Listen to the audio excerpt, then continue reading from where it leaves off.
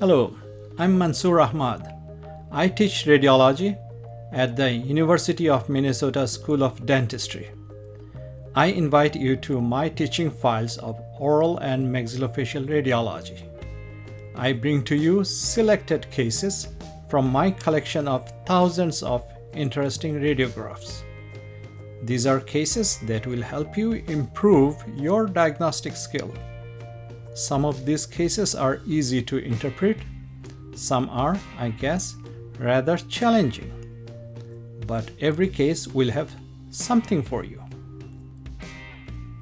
This is a case from my teaching file, which I trust will help you in developing your diagnostic skill.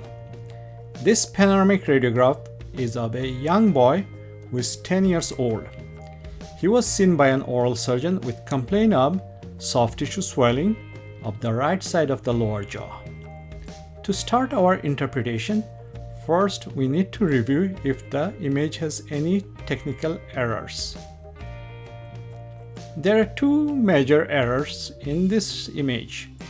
First, the tongue is not in contact with the hard palate or roof of the mouth. Let me trace the dorsum of the tongue. Second, the head is rotated. You can see that the left ramus and the first molar are wider than the ones on the right. If you need to refresh your knowledge on technical errors in panoramic radiographs, please watch one of my earlier videos. Now we need to describe what we see on the panoramic radiograph. For a good diagnosis, we need to systematically review the lesion and describe its radiographic features. We need to address all the 7 radiographic features of the lesion.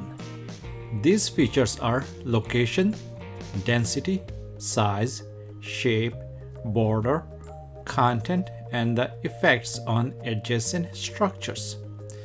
If you need to review details of these radiographic features, please watch one of our earlier videos. Let's start describing the location of the lesion.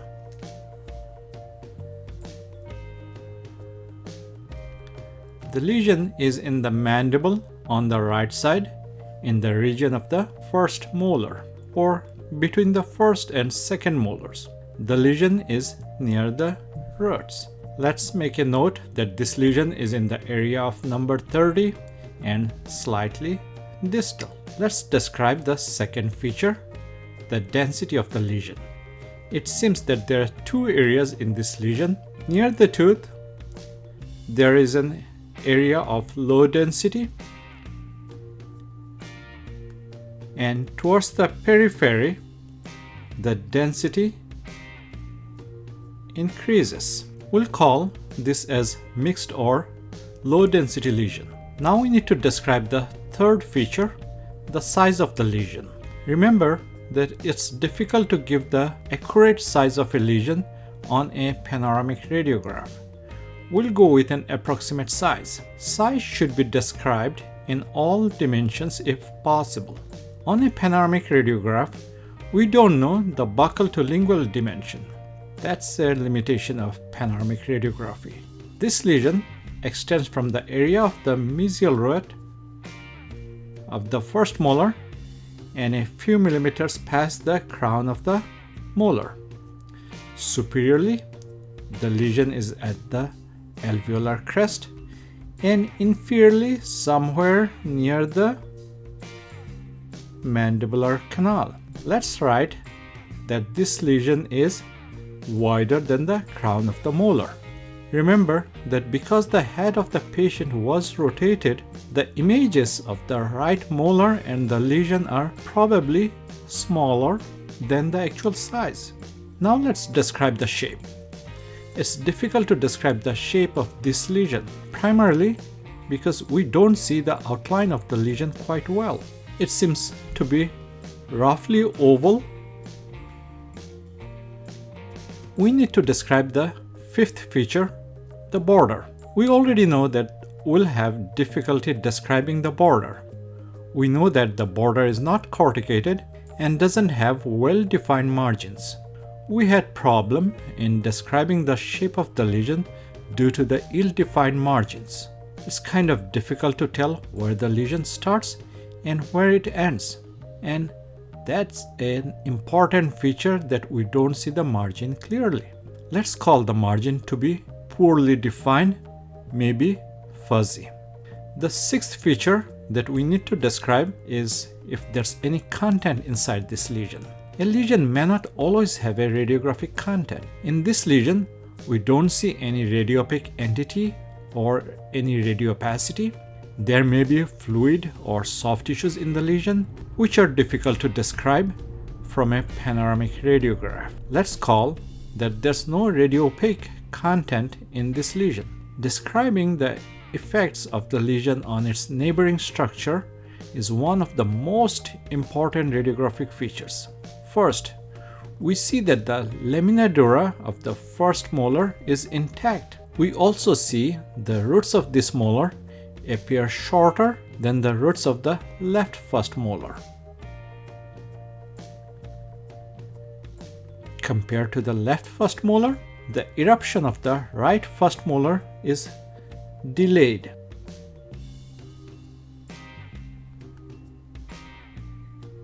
We almost see the occlusal surface of the right first molar. It seems that the tooth is tipped and its lingual cusps are slightly higher than the buccal cusps. We see that the second molar is displaced distally. Compare this with the second molar on the left side. Let's compare the right and the left mandibular canals. It seems that the lesion has pushed the right canal inferiorly almost to the inferior border of the mandible. We can conclude that this lesion is expansile, has displaced the second molar and the mandibular canal and has tipped the first molar. So these are the 7 radiographic features of the lesion. So what is the diagnosis? Can it be a radicular cyst? No. The crown does not have any signs of caries. The pedial space and the lamina dura are intact. A dentigerous cyst? No.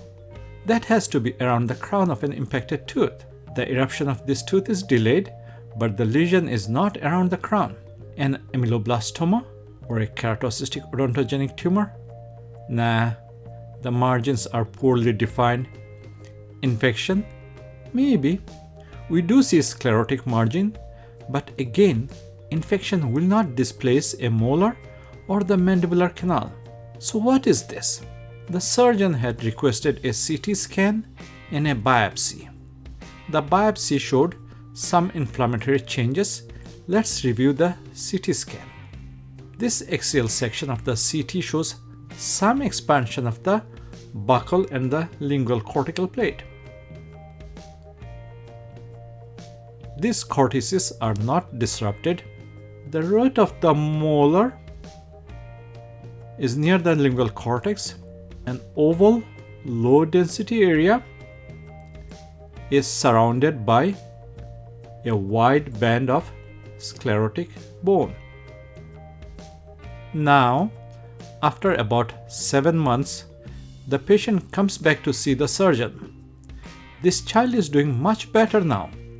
On this panoramic radiograph, we see that the first molar is now almost fully erupted. The second molar is closer to the first molar. The radiolucent defect is now smaller. Does not have the same central radiolucent area. Clinically, the soft tissue swelling has now subsided. So what happened? 2 things were done to this child. A CT scan, which cannot be a treatment, and a biopsy. Was the biopsy a treatment? Let's bring the 2 radiographs together. Based on these 2 images and the history, what is your diagnosis? Was the CT necessary for the diagnosis? Was the biopsy necessary?